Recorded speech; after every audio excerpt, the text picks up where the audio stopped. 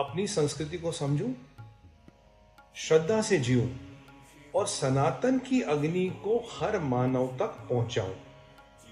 मैं हूं सुमित पीर और ये यात्रा है संस्कृति, श्रद्धा और सनातन मेरे साथ। जय सिया राम, राधे राधे, नमस्कार, प्रभात, साधुवाद। आपका हार्दिक स्वागत और अभिनंदन आज के इस मॉर्निंग संस्करण में, जिसका नाम है प्रातःकालीन संस्करण में, जिसका नाम है श्रद्धा, संस्कृति और सनातन। मैं हूं आपका होस्ट और दोस्त, मेरा नाम है सुमित पीर। बहुत बहुत आपका स्वागत। भगवान श्री गणेश का नाम लेकर आज का शुभारंभ करते हैं। और मित्रों, जिसपे आज हम बात करने वाले हैं, भाइयों बहनों, जिसपे हम बात करने वाले हैं, बहुत ही इंटरेस्टिंग विषय। मैं आपको हमेशा कहता हूं ना, सनातन कभी शुरू हुआ था ना कभी खत्म होगा। और आप और हम बहुत भाग्यशाली हैं, हमारा इस पुण्य भूमि पे, इस भारत भूमि पे जन्म हुआ है और इस देव भूमि पे जन्म हुआ। अब काफी लोगों ने मुझे कहा, ऐसा इस भूमि में क्या है भैया? अमेरिका में तो शायद यहाँ से ज्यादा संपन्नता है, स्विट्जरलैंड यहाँ से ज्यादा शायद सुंदर है, और ये जो कैरेबियंस में इसमें बीच अच्छे हैं जी, वहां क्या तकलीफ है सुमित जी? यहाँ आप इतना भारत के बारे में कहते हैं, क्यों कहते हो? मैंने कहा जी, समझाने का प्रयास करेंगे और मैं कुछ तथ्य और तर्क आपके सामने रखूंगा। आप बहुत बड़े बुद्धिजीवी हैं, आप खुद समझदार हैं, मुझे आपको समझाने की आवश्यकता नहीं। पर जब आप उन तथ्यों और तर्कों को समझेंगे, अपनी सभ्यता की महानता को समझेंगे, और ये सभ्यता की महानता एक 5 साल के बच्चे के लिए, एक 95 साल के वृद्ध के लिए और एक 50-25 साल के युवा के लिए, तीनों के लिए एप्लीकेबल है। सब सनातनियों के लिए एप्लीकेबल है। उस पर आज हम बात करेंगे।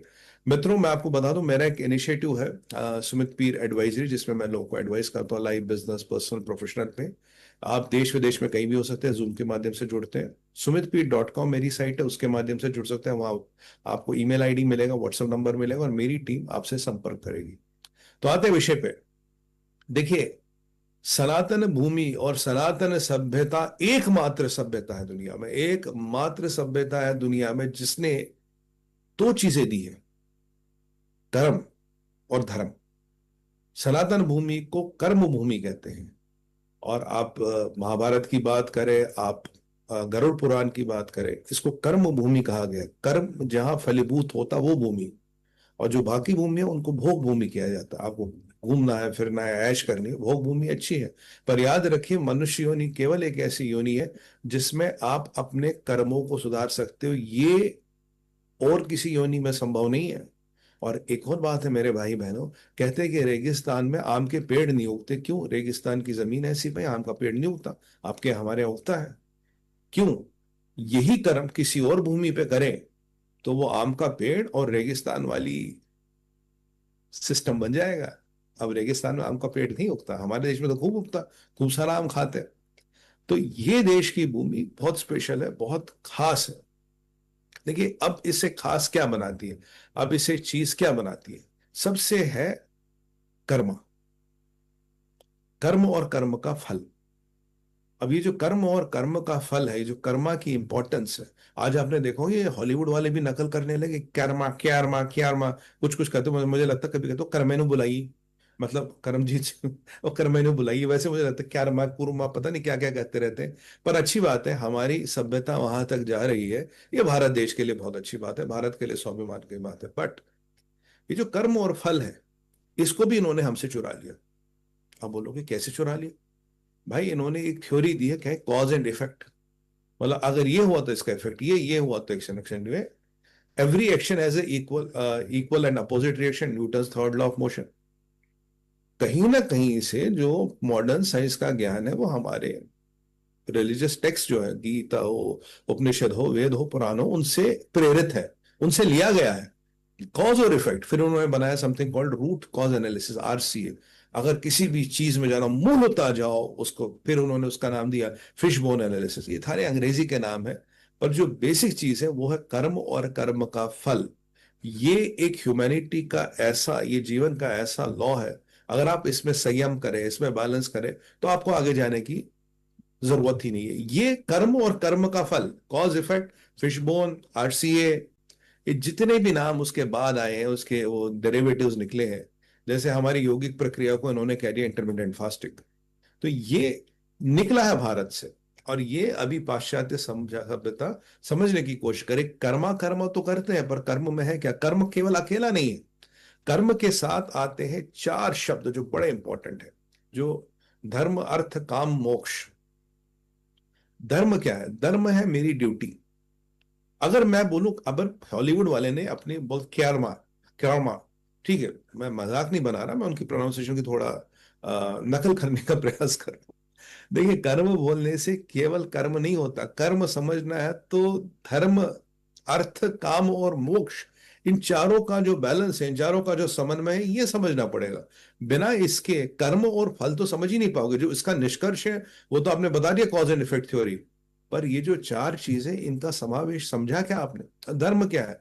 धर्म है ड्यूटी, धर्म है डूइंग द राइट थिंग, धर्म है मेरा दायित्व क्या बनता है। एक बार मैं आपको बड़ी अच्छी एक चीज बताता हूँ। भगवान श्री कृष्ण से किसी ने पूछा, धर्म संकट, धर्म संकट, धर्म है कि अर्जुन को युद्ध करना है, संकट है कि सामने भाई मेरे भाई भतीजे मेरे गुरु है, तात श्री भीष्म है, क्या करे, युद्ध करे नहीं करे? तो भगवान श्री कृष्ण कहते कहते बहुत सिंपल है। देखिए, हमारे शास्त्रों में और हमारे सभ्यता में कितनी पावर है, धर्म संकट, प्रेजिडिस। इस धर्म संकट के चलते हुए अगर आज आप दुनिया की परिस्थिति देखेंगे, जियो पोलिटिकल परिस्थितियां देखेंगे, बहुत विकट है, क्योंकि हर कोई धर्म संकट में फटा फंसा, भारत को छोड़कर। अब धर्म संकट में भगवान श्री कृष्ण ने एक वर्ड कहा, धर्म और संकट। ठीक है, संकट को हटा दो, बचा क्या? धर्म। जो धर्म कहता वो धर्म करो ना। धर्म और संकट में फंसे हो तो संकट को हटा दो, बचा क्या? धर्म बचा ना। धर्म जो कहता वो करो। धर्म क्या है? ड्यूटी है, धर्म है doing the right thing. Time है मेरा जो दायित्व इस परिस्थिति में करने को बनता है मैं वो करूं, वो है धर्म। फिर अर्थ क्या है? अर्थ मीन्स प्रॉस्पेरिटी। अर्थ मीन्स तरक्की करना, प्रॉस्पेरिटी, आगे बढ़ना। देखिए, कर्म के साइकिल में, कर्म के समावेश में जितना धर्म इंपॉर्टेंट है उतना ही अर्थ भी इंपॉर्टेंट है। अर्थ मतलब प्रॉस्पेरिटी, आगे बढ़ना, चीजों को आगे चलाना। काम क्या है? अब यहां काम कामसूत्र से ना जोड़िएगा। काम इज हियर डिजायर। डिजायर केवल एक तरह की नहीं होती, डिजायर कई तरह की होती। डिजायर है विद्या पर अर्जित अर्जित करने की, डिजायर है देश की सेवा करना, डिजायर है सनातन का नाम ऊपर करना, डिजायर है सनातनियों के दिलों में अपना दीप, सनातन की ज्योति को प्रज्वलित करना, जो मेरा डिजायर है। तो डिजायर यानी कि काम, यानी कि काम सूत्र नहीं, वो भी एक डिजायर है।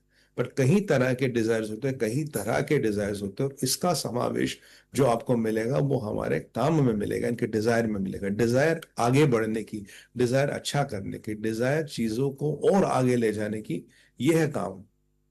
मोक्ष, भाई प्रभु आपने हमें धरती पे लाया, हमारे धर्म कर्म की गणित पूरी हो गई। अब हमें इस जीवन और मरण के साइकिल से हमें लिबरेशन दे दीजिए, छुट्टी दे दीजिए साहब। अब वो होता मोक्ष। और अगर आप देखेंगे तो हमारे सनातन धर्म में मोक्ष का बड़ा परिप्रेक्ष्य है, बट सनातन धर्म में अगर आप कश्मीरी शमीज़म में जाते तो वो 36 तत्वों पे जाता, वो मोक्ष के भी आगे जाता है। मोक्ष के भी आगे जाता है बहुत। मतलब मैं उस पर बात करने लगूंगा तो कई सारे एपिसोड निकल जाएंगे। बट वो मोक्ष के भी आगे जाता है। और मोक्ष आपको तभी मिलेगा जब आपका धर्म और कर्म, ये जो पाप पुण्य वाला साइकिल है, ये जो पाप और उसके कर्म और उसका फल वाला साइकिल है, बिल्कुल जीरो। यानी कि जो आप, हमारे भाई बहन अकाउंटिंग बैकग्राउंड से हैं, तो एक जब बैलेंस शीट बनती है तो कहते हैं ट्रायल बैलेंस जीरो होना चाहिए भाई, ये और ये जीरो होना चाहिए, बैलेंस शीट सही। ठीक उसी तरह से कर्म और फल, इसका साइकिल जो है ये जीरो चाहिए साहब। तब तक आप यहां आते रहेंगे, जाते रहेंगे। पर प्रभु की बहुत अनुकंपा है एक चीज के लिए, भारत भूमि के लिए। और क्यों, आप इस पे, ये तो बड़ा लंबा विषय, बात करते रहेंगे। पर इससे पहले मुझे आपको एक चीज याद दिलानी है मित्रों। मेरा एक इनिशिएटिव भी है जिसका नाम है सुमित पीर कलेक्शन, जहां हम अभिमंत्रित रेंज ऑफ प्रोडक्ट्स जो है, यंत्र और काफी प्रोडक्ट, जिसमें रिलेशन, फैमिली, काफी कुछ उसमें चीजों का समाधान हो सकता है। आपके जीवन की दशा और दिशा बदल सकता है। ये संकल्प है, ये कवच है, इसका अभिमंत्रण मैं खुद संकल्प लेके करता हूँ। इसके अभिमंत्रण की गारंटी मेरी है, और पूरी प्रक्रिया मेरे सामने मेरी टीम करती है। तो अगर आप इंटरेस्टेड हो तो sumitpircollections.com पे जाइए, और वहाँ चीजें हैं, आप चाहे तो वहां से ऑर्डर भी कर सकते हैं। बाकी आपको व्हाट्सएप नंबर भी मिलेगा, ईमेल भी मिलेगा, अगर आपको कुछ पूछना हो। तो ये भी एक इनिशिएटिव, ये भी धर्म कर्म के प्रति एक स्टेप है। पर वही बात है, श्रद्धा है तो सब कुछ है, श्रद्धा नहीं तो कुछ भी नहीं। तो और आप लोग जो भी ये प्रोग्राम देते हैं, ये सारे श्रद्धावान लोग हैं, ये तो मैं जानता हूँ। श्रद्धा टीवी या श्रद्धा चैनल को देखने वालों के मन में श्रद्धा जरूर है, ये मुझे पक्का पता है। तो साहब आगे चलते हैं। अब ये जो हम बात कर रहे थे कि ये जो धर्म कर्म का साइकिल है, ये हमने आगे चलाया बात की इसमें। हमने अर्जुन की बात की। अब अगर आज हम चले, ये जो हमारा धर्म कर्म का ज्ञान है, ये हमारे वेदों में, ये हमारे उपनिषदों में, ये हमारी गीता में, ये हमारे पुराणों में सम्मिलित है। ये बहुत इंट्रिंसिक है, ये बहुत इसमें इंट्रिंसिक है। अब ये जो भारत भूमि में ये समावेश चला है सभ्यता का, कई हजार लाखों सालों से चला है। इस भूमि ने हजारों, करोड़ों, अरबों, ट्रिलियंस, और ट्रिलियन के आगे की गिनती मुझे नहीं आती, उतने मंत्र जब देखा है। तो कहते हैं जिस धरती में न्यूट्रंट्स हो, जिसमें पानी हो, फसल वहीं उगती है। तो धरती और रेगिस्तान में फर्क क्या है? जमीन और रेगिस्तान में फर्क है, रेगिस्तान में वो चीजें नहीं होती। बंजर भूमि और उपजाऊ भूमि में फर्क क्या है? न्यूट्रंट्स का, पानी, सूर्य देव की अनुकंपा हो। तो भाई रेगिस्तानों में भी सूर्य देव की अनुकंपा रहती है, पर वसुधा में यानी कि धरती में वो चीजें नहीं है जो जो उसमें होनी चाहिए, इसलिए वहां फसलें नहीं उगती। तो ये जो मंत्र जाप हुआ है, ये जो कर्म धर्म का समन्वय बना है, ये बड़ा इंपॉर्टेंट है। और आज हमें एक चीज खुद समझनी है। आज मैं एक बहुत, मान लीजिए मैं बहुत संपन्न हूँ, माता रानी की कृपा है मेरे पे, मैं एक बहुत बड़ी कोठी में रहता हूँ। मेरे कोठी के सामने एक झुग्गी है, जहाँ एक छोटा सा परिवार रहता है, अपना जीवन यापन करता है, सनातनी है। तो मुझे एक बात बताइए, अगर मुझे लगे आज, अगर मुझे अहंकार हो, मुझे अहम हो कि भाई मैंने कुछ बहुत बड़ा काम किया, मेरे में कुछ बहुत बड़ी क्षमताएं हैं, कैपेबिलिटीज हैं, जिसके कारण आज मैं इस कोठी में बैठा हूं और ऐसा जीवन यापन कर रहा हूं, और वो जो है वो बेकार आदमी है, उसमें क्षमता ही नहीं है, उसे जीवन जीना नहीं आता, उसे व्यापार करना नहीं आता, इसलिए वो झुग्गी में बैठा। आप गलत है साहब, मैं डायरेक्ट बोल रहा हूँ, आप गलत है। ये उसके कर्मों का समावेश है जो वो वहां बैठा, और आपके कर्मों का समावेश है, आप यहां बैठे। पर याद रखिए, अगर आप जन्म जन्म मरण के साइकिल से निकलते भी नहीं, अगर आपको मोक्ष मिलता भी नहीं, बट अगले जन्म में दो चीजें बड़ी इंपॉर्टेंट है। पहले तो ये मनुष्य योनि मिले, भाई मनुष्य योनि में ही तो आपको कर्मों को सुधारने का अवसर मिलेगा। आपको चींटी बना दिया, आपको कॉकरोच बना दिया, मुझे चिपकली बना दिया, तो हम काहे को कर्म सुधारेंगे भैया? कहीं से सुधारेंगे कर्मों को? पहली तो बात ये है। दूसरी बात, भारत भूमि पे जन्म देना प्रभु जरूर, क्योंकि ये जो फर्टाइल लैंड है, ये जो उपजाऊ भूमि है, इस प्रक्रिया के लिए सबसे बेहतर भारत है दुनिया में, और कोई ऐसी भूमि है नहीं। क्योंकि बाहर कहीं मेरा जन्म हुआ तो वहां तो मैं रजस से तमस की ओर ही जाऊंगा, रजस से सत्व की ओर जाने का वहां मुझे विकल्प ही नहीं मिलेगा, ना मैं फंसा रहूंगा। तो ये जो व्यक्ति है जो झुग्गी में है, धर्मों कर्मों का हिसाब है आपका है। तो आपको ये निश्चित करना है कि अगले जन्म में भी मैं इस कोठी में रहूं, और अगले जन्म में भारत भूमि में हूं। ये बड़ा इंपॉर्टेंट है। क्यों? तो आप इस जन्म में कौन से ऐसे कर्म कर रहे हैं जिससे आप ये सुनिश्चित कर ले कि भाई अगली बार कोठी में ऐसे फ्लैट में तो आ जाऊं। जो बेचारा झुग्गी में बैठा है, ऐसा नहीं कि उसमें क्षमता कम है, ऐसा नहीं वो कुछ करना नहीं चाहता, परिस्थितियां ऐसी हैं। आप में से, हम में से कितने लोग हैं जिनकी परिस्थितियां बदल सकती है? कुछ ऐसे परसेंटेज ऑफ लोग भी हैं जिनकी परिस्थितियां बदल ही नहीं सकती, यानी कि वो इस चीज में फंस गए हैं, पोलू के बैल की तरह जुटे पड़े हैं। हमें उन पर दया आनी चाहिए, और हमारा दायित्व ये बनता है कि हम जाके उनकी मदद करें, उनको उस परिस्थिति से निकालने का काम करें। भारत ने 25 करोड़ लोगों को गरीबी से निकाला। भारत में महिलाओं में इनकम नहीं होती थी, आज 12 साल बाद 1% महिलाएं हैं जो बिल्कुल गरीबी की लाइन से नीचे है, बाकियों को उभार दिया गया है। क्यों? देखिए, अगर आप उस परिस्थिति में फंसे पड़े, आप ज्यादा कुछ नहीं कर पाएंगे। जब दो दाल रोटी का नहीं पता, शाम के खाने का नहीं पता, कैसे करिएगा धर्म कर्म? कैसे करिएगा अपने कर्मों का निर्वहन? कहाँ से कर्म सुधारने का मौका मिलेगा? तो एक इंग्लिश में कहावत है, man is as good as the opportunities they get. आप उतने ही अच्छे हो जितनी आप पे प्रभु की अनुकंपा है, जितनी आपकी माता रानी की कृपा है, महादेव का आशीर्वाद है, उससे ज्यादा आप कुछ नहीं। आज अगर मैं यहाँ हूँ, ये सब उनकी कृपा, उनका आशीर्वाद, मैं कुछ नहीं हूँ, मैं जीरो हूँ, मैं धरती का कण हूँ, आई एम पार्टिकल, मैं कहते हैं डस्ट पार्टिकल भी नहीं हूं, मैं एक निमित्त हूँ उनका। उनका आदेश था मैं आपके सामने हूँ, नहीं तो मेरी क्या औकात में हूँ? भाई मैं एक संदेश वाहक हूं, और इस दुनिया में, इस ब्रह्मांड में जब भी आते हैं, एक हमारा टाइम मिलता है, एक टाइम है। उस टाइम में आपको क्या करना है, कितना अर्जित करना है, क्या पाना है, क्या खोना है, आपके साथ में। अगली योनि में मनुष्य में आना है या कॉकरोच बनना है या एक चींटी बनना है, वो भी आपके हाथ में। अगली योनि में भारत, अगले जन्म में आपको, भाई कहीं कहीं योनियां हैं, राइट?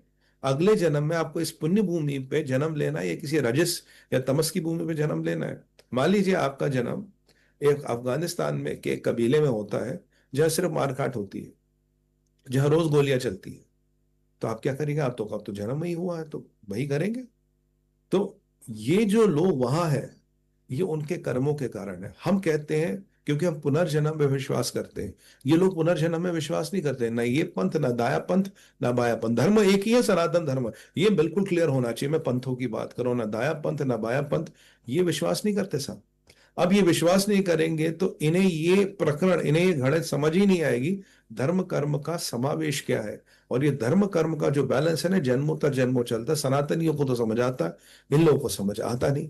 भारत सोने की चिड़िया ऐसे नहीं था। भारत अभी भी आप देखिए, जो भी परिस्थितियां दुनिया भर में है, भारत मजबूत क्यों है? भारत मजबूत इसलिए यहाँ ये समावेश है। ये समावेश हर घर में है, हर जगह में है। ये युवा मानता है, ये 5 साल का बच्चा मानता है, और 95 साल की हमारी दादी जो है वो भी मानती है कि उन्हें गर्व है।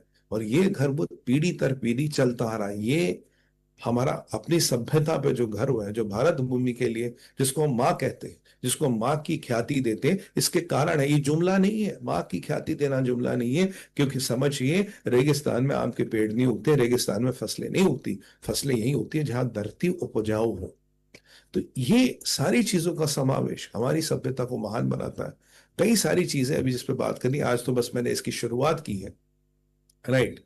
तो आप देखिए, ये जो सत्कर्म होता है, हम कहते हैं कर्म को अर्जित करो, मेहनत करनी पड़ेगी साहब। आएगा नहीं कुछ छोटा मोटा दान कर लिया, पूजा करा लिया, 5-10%।